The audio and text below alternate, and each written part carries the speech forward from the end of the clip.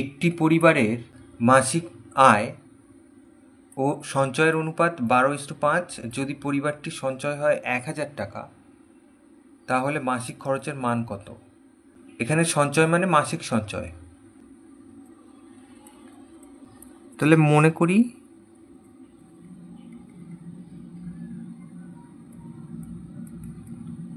সাধারণ গুণকটি হলো এক্স। মাসিক আয় এবং সঞ্চয়ের অনুপাত হচ্ছে 12:5। তাহলে অতএব মাসিক আয় 12 গুণ এক্স, 12x টাকা। তাহলে মাসিক সঞ্চয় 5 গুণ এক্স সমান সমান 5x টাকা। তাহলে এই সঞ্চয়টা বলেছে 5x, এটাই হচ্ছে 1000 টাকা। তাহলে প্রশ্নানুসারে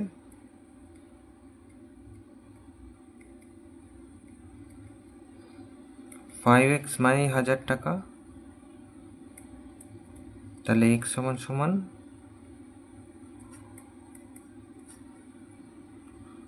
200।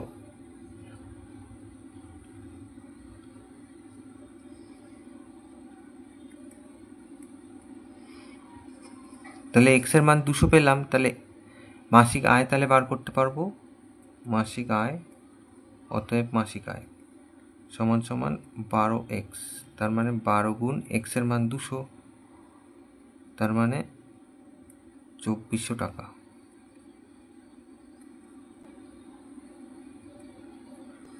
তাহলে আমরা মাসিক আয় পেয়ে গেছি এবং মাসিক সঞ্চয় এখানে দেওয়া ছিল 1000 টাকা। তাহলে মাসিক আয় থেকে আমরা সঞ্চয় বাদ দেবো, তাহলেই মাসিক খরচ বা মাসিক ব্যয় পাবো।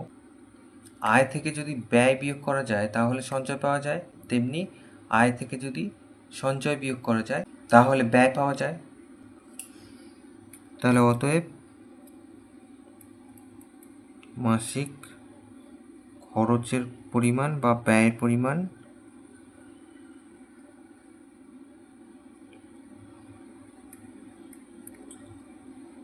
2400 বিয়োগ 1000,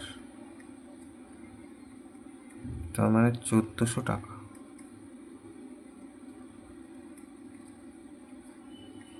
তাহলে এটা উত্তর।